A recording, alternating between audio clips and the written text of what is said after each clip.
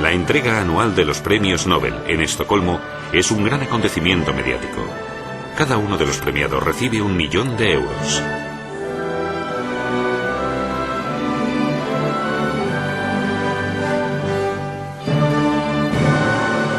Pero muy pocos saben que los premios los creó un hombre que hizo historia por ser el inventor de la dinamita y uno de los mayores empresarios del siglo XIX.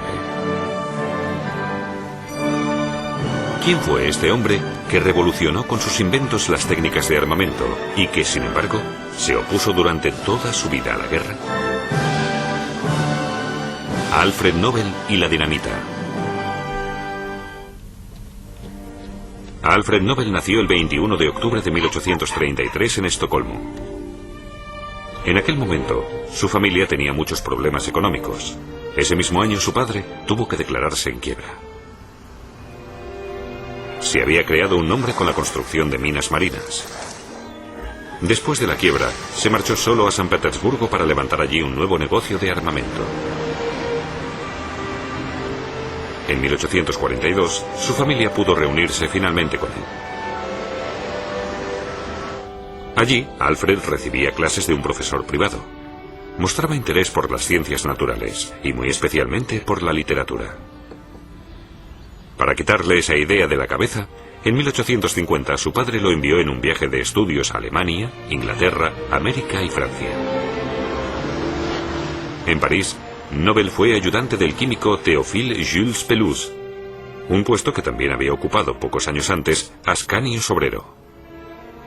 Sobrero descubrió en 1847 la nitroglicerina, al mezclar la glicerina con ácido nítrico y ácido sulfúrico. Pero Sobrero nunca averiguó cómo realizar explosiones controladas de la nueva sustancia. En una explosión involuntaria se le desfiguró la cara para siempre, por lo que Sobrero cesó en su obsesión por averiguar el uso técnico de la sustancia. En aquella época, el principal explosivo era la pólvora negra. Esta sustancia descubierta en China en el año 1000 después de Cristo es el explosivo más antiguo y se conoció en Europa a principios del siglo XIV. Pronto, la pólvora negra se empezó a utilizar para fines militares. A finales del siglo XVII se empezó a usar para explosionar montañas y construir carreteras. Pero, ¿qué entendemos por el término explosión? Las explosiones son reacciones químicas aceleradas, en las que se libera presión y calor, en el poco tiempo que transcurre hasta que toda la sustancia explosiva pasa a estado gaseoso. Este aumento de volumen extremadamente rápido provoca una onda expansiva que se propaga en todas las direcciones. Cuando Alfred Nobel regresó a San Petersburgo en 1853, comenzó a investigar la nueva sustancia que había descubierto Sobrero.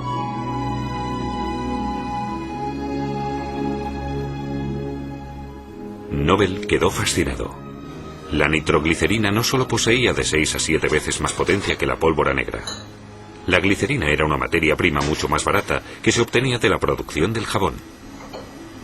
Pero de entrada, Nobel tampoco consiguió dominar la sustancia.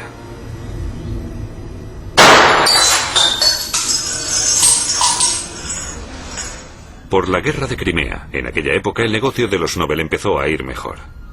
Produjeron, entre otras cosas, las minas marinas que impidieron a la flota inglesa atacar San Petersburgo.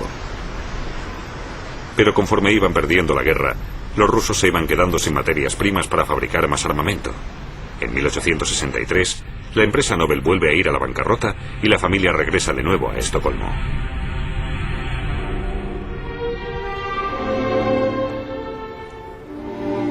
Allí, Nobel experimenta más intensivamente con la nitroglicerina con el objetivo de conseguir crear un explosivo controlable. Uno de los principales problemas que presentaba la producción industrial de la nitroglicerina era su susceptibilidad al fuego y las sacudidas. Un simple roce hacía que el líquido oleoso explotara. Su extrema sensibilidad imposibilitaba su uso civil y militar. Nobel tuvo una idea. Con la ayuda de un detonador consiguió controlar la nitroglicerina y provocar una explosión de forma segura. El 15 de julio de 1864 solicitó la patente del detonador. Posiblemente ese fuera su mayor descubrimiento. Encendiendo una pequeña cantidad de fulminato de mercurio en un pistón, se podían activar de forma controlada grandes cantidades de explosivo. Con el detonador, Nobel parecía haber conseguido controlar la nitroglicerina. Ahora ya era posible su producción, y su empresa empezó a tener sus primeros beneficios. Pero poco después, explotó la fábrica de los Nobel en Estocolmo. Murieron 5 trabajadores, entre ellos el hermano pequeño de Nobel, Emil. La ciudad de Estocolmo reaccionó inmediatamente y prohibió los experimentos en la ciudad. Pero Nobel siguió investigando a pesar del revés.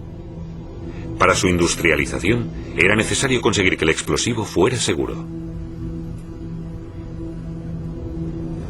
Nobel intentó mezclar la nitroglicerina con diferentes productos, como el yeso o el serrín, para evitar así que reaccionara a los golpes y las sacudidas.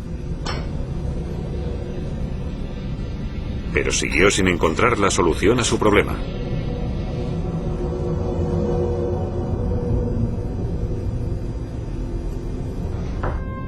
Para evitar los riesgos de transportar la sustancia, Nobel inició la fabricación propia de nitroglicerina en diferentes países y patentó el producto en cada uno de ellos como el aceite explosivo de Nobel.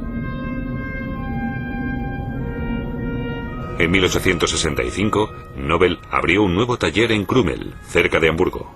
Pero apenas un año después, una parte quedó destruida a causa de una grave explosión. Nobel ordenó reconstruir el taller enseguida y siguió sin inmutarse con su investigación. La reconstrucción fue rápida y la opinión pública permaneció escéptica.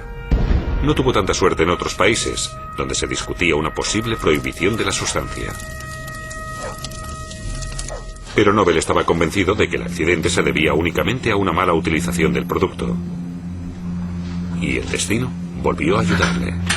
En Krümmel se derramó un poco de aceite explosivo y el líquido fue absorbido por la tierra de diatomeas que había en la caja para protegerlo de los golpes. Este polvo poroso resultante de la fosilización de algas primitivas era el material que tanto tiempo llevaba buscando Nobel. Insensibilizaba el aceite explosivo ante los golpes y las sacudidas. Además era muy barato, pues en Krümmel había grandes yacimientos de diatomita y se podía extraer muy fácilmente. Nobel mezcló 3 partes de aceite explosivo con una de tierra de diatomeas hasta obtener una pasta. Así creó un nuevo explosivo sólido que se podía proporcionar al gusto. Debido a su enorme potencia la llamó dinamita, por la traducción al griego de la palabra fuerza, dinamis. Este era el explosivo que el mundo estaba esperando. Una gran ventaja de la dinamita es que podía fabricarse en forma de barra. Mediante nuevas técnicas de perforación, el explosivo se podía introducir directamente en la zona a explosionar. La enorme potencia podía literalmente mover las montañas.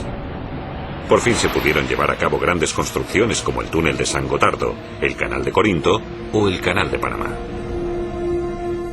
Con este canal, de 81 metros de longitud a través del Istmo de Panamá, por fin se había creado una unión entre el Atlántico y el Pacífico. Con él, la vía marítima entre Nueva York y San Francisco se acortó más de la mitad.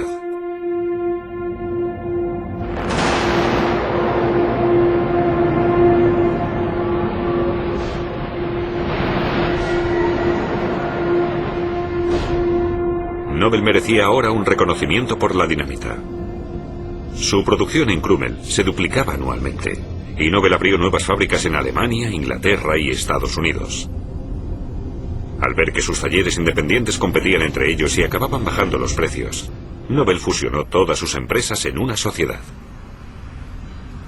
En 1873 se marchó de Alemania.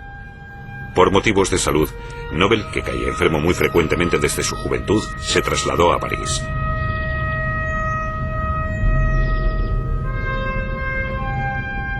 En las inmediaciones de la ciudad, abrió una nueva fábrica de explosivos y creó un campo de entrenamiento militar para la investigación de nuevas mejoras en la dinamita. La dinamita aún tenía algunos inconvenientes. Si entraba en contacto con el agua, la nitroglicerina se disolvía y quedaba inservible. En 1887, Nobel encontró por casualidad la solución a este problema. Para cortar una hemorragia se puso colodión en la herida. El colodión es nitrocelulosa disuelta en éter. Entonces tuvo la idea de absorber la nitroglicerina con nitrocelulosa y de esa forma creó la gelatina explosiva.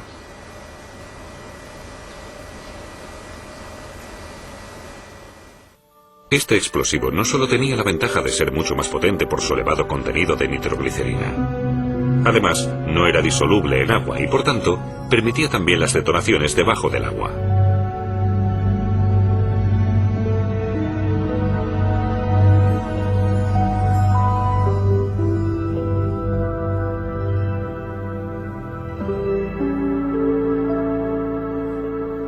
En Suecia, la gelatina explosiva salió al mercado con el nombre de Dinamita Extra.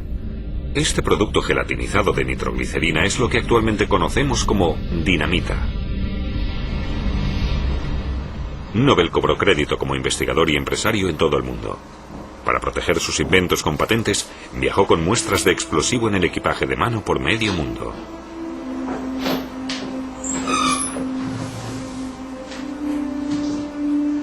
Lo único que le molestaba del maravilloso explosivo era la gran nube de humo derivada de las detonaciones. Una cantidad de humo que podía nublar un campo de batalla durante mucho tiempo. Por ello, mediante algunos cambios en la gelatina explosiva, Nobel consiguió crear para fines militares la pólvora sin humo o balistita. La balistita tenía la propiedad de arder lentamente, necesaria para poder disparar un proyectil con efecto sin que se produjera un fuerte impulso en el fusil. La balistita de Nobel posibilitó la construcción de ametralladoras. Él nunca mostró públicamente su desacuerdo con el uso militar de sus productos. Pero a escondidas, Alfred Nobel condenó la guerra. No era simplemente un despiadado fabricante militar que ganaba dinero a costa de la muerte de miles de soldados. Se escribía cartas con la escritora pacifista Bertha von Suttner, autora del libro antibélico Abajo las armas. Nobel deliberaba con ella sobre la política de paz y la idea de una confederación internacional semejante al concepto de las Naciones Unidas. En 1891, Nobel empezó a tener problemas políticos. En Francia se le acusó de espionaje y por ello tuvo que trasladarse a San Remo. Allí, Alfred Nobel murió de un infarto el 10 de diciembre de 1896. Aunque en aquella época la nitroglicerina se utilizaba como medicamento para el corazón, él se negó rotundamente a tomarla. Hasta el final de su vida, Alfred Nobel acumuló 355 patentes. En 20 países del mundo, 80 fábricas producían, con grandes beneficios, su explosivo. Sin embargo, no pasó a la posteridad como el rey de la dinamita. Ha pasado al recuerdo como impulsor de la ciencia, la cultura y la paz. Dispuso en su testamento que toda su herencia, unos 31 millones de coronas suecas, se destinara a una fundación. El dinero de los intereses debía destinarse cada año a galardonar a científicos destacables por los resultados de sus investigaciones. A esto se sumaron también los premios a la literatura y el compromiso por la paz, las dos pasiones secretas de Nobel. Sus familiares intentaron impugnar el testamento, por lo que hasta el año 1901 no se pudo celebrar la primera ceremonia de los premios Nobel. Uno de los primeros premios Nobel por la paz se le entregó a Bertha von Suttner, la única mujer que desempeñó un papel importante en la vida de Nobel.